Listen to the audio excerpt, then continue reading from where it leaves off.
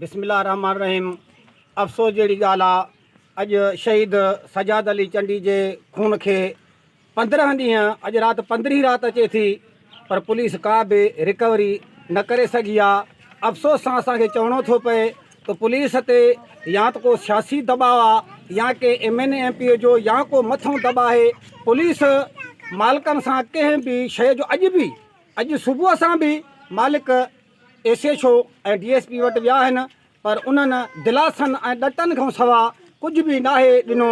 मालिक तमामु मायूस आहिनि। हुनजे घर में अञा बि रोज़ मतल आहे। हुन जूं भेनरूं, हुनजी माइर रोई रोई जेको आहे सो ज़हनी तवाज़ुन विञाए वेठा आहिनि। पर मक़सदु असांखे अफ़सोस सां इहो चवणो थो पए त जेको आहे सो पुलिस तमामु जेको आहे सो ख़ामोश वेठी आहे। पोइ या त पुलिस वॾी रिश्वत वरिती आहे या कुझु न आहे। असांजे हेतिरे शहर में जेको आहे सो हेॾो सारो नुक़सानु थियो आहे, पर पुलिस का बि जेको आहे सो अञा ताईं का बि रिकवरी नाहे करे सघी। असां जेको आहे सो धरणनि जो दाइरो अञा वधाईंदासीं। बाईपास ते जिथे बि असांखे जेको आहे सो पहुच में असां सोचींदासीं वञिणो आहे, असां उते वेंदासीं।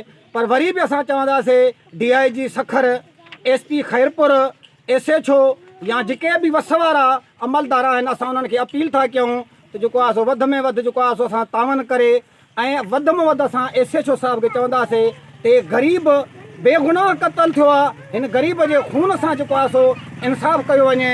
हीअ वधि में वधि जेको आहे सो असां अञा एहतियात जो दाइरो अॼु न, पर असांखे 15 ॾींहं आहे डेली एहतियात कयूं था, पर असांजो को बि जेको आहे सो तदारक कोन थो थिए। न वरी कंहिं अॼु ताईं न MNA MP असांजे तॾहिं ते आयो आहे, न वरी कंहिं नोटिस ई वरितो आहे हिन शइ जो।